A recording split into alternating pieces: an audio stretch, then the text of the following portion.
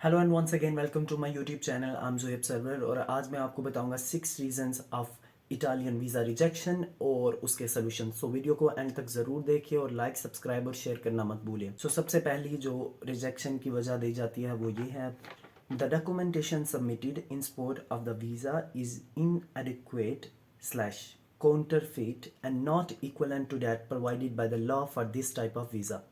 इसका मतलब ये है कि जो डॉक्यूमेंट्स आपने दिए हैं वो वीज़ा टाइप के मुताबिक नहीं है। जैसे कि आपको पता है कि स्टूडेंट वीज़ा जो है वो long term visa D type का होता है, तो इसके लिए जो डॉक्यूमेंट्स हैं वो उसी के मुताबिक आपको प्रिपेयर करने होंगे।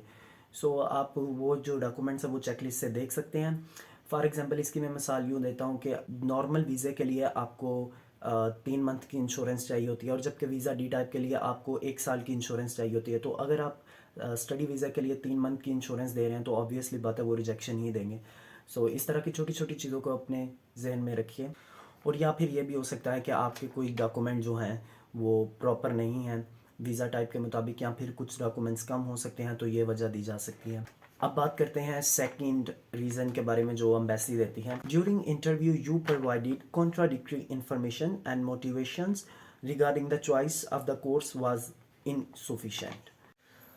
अब इसके रिगार्डिंग हमारा मसला ये है कि हम ज़्यादातर अपना जो काम है वो कंसल्टेंट पे छोड़ देते हैं कि वो जिस मर्जी कोर्स में कर दे, हमें क्या, हमें तो सिर्फ इटली पहुंचना है।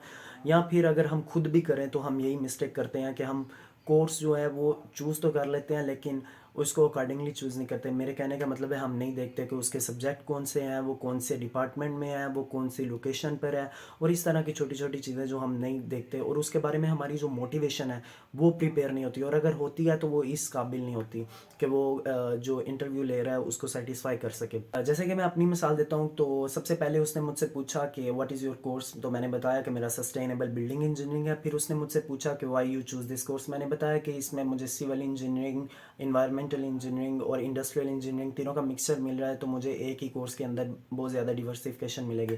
लेकिन एक चीज़ थी जो उसने बड़ी ट्रिकी पूछी। उसने बोला कि सस्टेनेबल बिल्डिंग इंजीनियरिंग तो है, तो तुम ये बताओ कि कोई सी सस्टेनेबल बिल्डिंग बताओ, कहीं कहीं की भी हो सकती है वो। तो मैंने बताया कि लकीली मेरे जहन में मिलान में मौजूद एक वर्टिकल गार्डन जो कि एक बिल्डिंग है वो मेरे जहन में आ गई, तो मैंने उसका नाम बता दिया।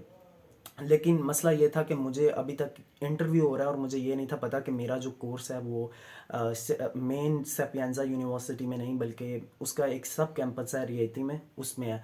तो अगर खुदा ना खास्ता वो मुझसे ये पूछ लेते कि आप अपना जो कोर्स है वो बताइए कि किस लोकेशन में है, तो मैं बता देता कि रोम रोम का, क्योंकि मेरे जहन में तो यही था कि वो रोम में है, बट वो असल में रेती में था, तो वहाँ पे कंट्राडिक्शन पैदा हो जाती। तो इस तरह की चीज़ों से आपका वीज़ा रिजेक्ट हो सकता है। तो मेक श्योर कि आपको हर चीज़ अच्छे से पता है, आपके सब्जेक्ट के बारे में अच्छी सी मोटिवेशन और आपके जो कुछ उससे रिलेटेड चीज़ें हो सकती हैं वो आपको पता होनी चाहिए। अब जो थर्ड रीज़न एम्बेसी की तरफ से दिया जाता है वो ये है, you did not prove to possess the financial means और the documentation provided to prove financial means is unreliable. अब देखें, फाइनेंशियल मीन्स की बात करें तो इसमें चीज़ें आ जाती हैं जैसे कि आपकी बैंक स्टेटमेंट, उसके बाद आपकी जो स्पॉन्सर है उसकी पे स्लिप, और उसका जो वर्क कॉन्ट्रैक्ट वगैरह है, और जो एक चीज़ है वो आपको बिल्कुल भी नहीं भूलनी चाहिए, वो इनकम टैक्स की सर्टिफिकेट है जो एफबीआर से बनते हैं और कम से कम 2 साल के बनवाइए।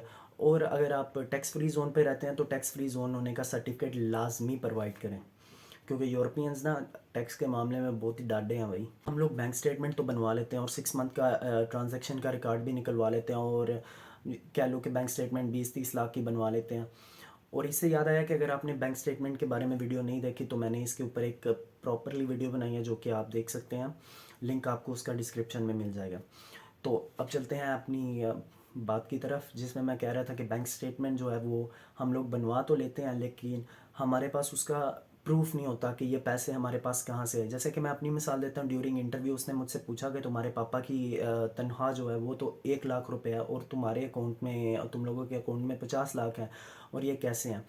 तो लकीली जो जितनी पापा के नाम प्रॉपर्टी थी मैंने उस सब के रेंट एग्रीमेंट्स बनवाए हुए थे, تو اور وہ رینٹ ایگریمنٹس میں نے انگلش میں ٹرانسلیٹ کروا کے ان کو نوٹرائز کروا کے تو میں نے ان کی جو تھی فوٹو کاپیاں یا وہ جو تھے وہ میں نے ساتھ لگائے، اور میں نے ان کو بولا کہ ہمارے پاس جگہ جو ہم لوگ رینٹ پہ دیتے ہیں تو اس سے ہمارا رینٹ آ رہا ہے. یاد رکھیے کہ وہ اس طرح کے کویسچن آپ سے بھی کر سکتے ہیں، تو ضروری نہیں کہ آپ اس کے لیے رینٹ ایگریمنٹ ہی لگوائیں، آپ کچھ بھی کر سکتے ہیں. جیسے کہ آپ شو کروا سکتے ہیں کہ آپ نے کوئی پراپرٹی سیل کی تھی اور آپ اس کی سیل ڈیڈ نکلوا لیں، اگر آپ کے پاس کوئی گاڑی تھی یا کوئی اور چیز ہے، یا پھر آپ جو ہیں وہ ایگریکلچر کی فیلڈ میں ہیں تو آپ شو کروا سکتے ہیں کہ ہم نے وہی کوئی فلاں فصل لگائی تھی اور اب اس کی یہ انکم آئی ہے.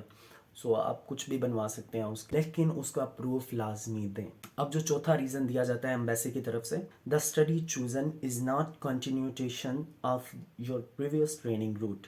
اب ایسا نہیں ہو سکتا کہ آپ نے میکینیکل انجینئرنگ میں بیچلر کیا اور آپ ماسٹر اپلائی کر رہے ہیں سوشل سائنسز میں، تو ایسے تھوڑی نہ چلے گا. پہلی بات تو یہ کہ یونیورسٹی آپ کو ایڈمیشن نہیں دے دیا، اور اگر ایڈمیشن دے بھی دیتی ہے تو آپ کو ویزا نہیں ملنے والا اس بیس پہ. ہاں لیکن اگر آپ 12th کے بعد بیچلر کے لیے اپلائی کر رہے ہیں، لیٹ سے آپ نے F S C pre engineering کیا اور آپ سوشل سائنسز میں آنا چاہتے ہیں، تو پھر اگر آپ اچھی سی موٹیویشن دیتے ہیں، جیسے کہ میں نے سیکنڈ ریزن پہ بتایا تھا کہ موٹیویشن بہت ضروری ہے، تو اگر آپ اچھی سی موٹیویشن دیتے ہیں تو ان کو اس چیز سے کوئی ایشو نہیں ہوگا اور آپ کا ویزا مل جائے گا. اب بات کرتے ہیں نمبر 5.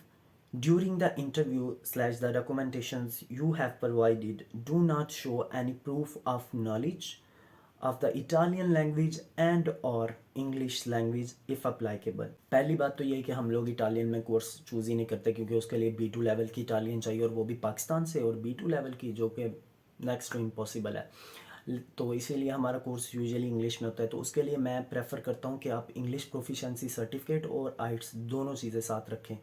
پلس جب وہ آپ کا انٹرویو لے رہے ہوتے ہیں تو وہ اس ٹائم بھی ججمنٹ کر رہے ہوتے ہیں کہ اس کی انگلش کا لیول کتنا ہے، آئی مین ٹو سے اس کی اسپیکنگ کیسی ہے.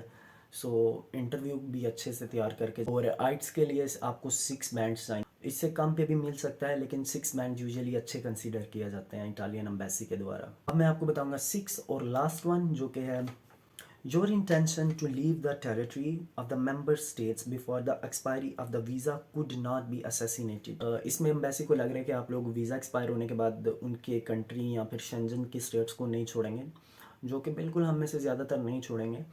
تو لیکن ان کو تو یہ چیز نہیں بتانی، تو اس کا حل یہ ہے کہ آپ ایک اچھا سا کور لیٹر لکھ سکتے ہیں جس میں آپ بتائیں گے کہ میں ماسٹر کے بعد یہ کروں گا یا میں بیچلر کے بعد یہ کروں گا. اور اس کا ایک اور حل یہ ہو سکتا ہے کہ آپ لوگ کسی بھی کمپنی سے انڈیا یا پاکستان سے کسی بھی کمپنی سے آپ ایک کانٹریکٹ لکھوا لیں یا ایک سرٹیفکیٹ لکھوا لیں جس کے اوپر یہ لکھا ہوگا کہ کل کو جب یہ ماسٹر یا بیچلر کرے گا تو ہم اس کو اپنے پاس جاب دیں گے یا انٹرنشپ دیں گے 1 سال کے لیے یا ایسے ویسے. تو اگر آپ کے اچھے لنکس ہیں، اور اچھے لنکس نہ بھی ہوں تو آپ کہیں نہ کہیں سے یہ چیز کروا ہی لیں گے، یا پھر صرف کور لیٹر سے بھی کام چل سکتا ہے. تو یہ تھے 6 ریزنز اور ان کے سلوشن میری نظر میں. تو اگر کہیں پہ کوئی کمی بیشی رہ گئی ہو تو sorry, otherwise I hope so you guys would like it. Bye bye.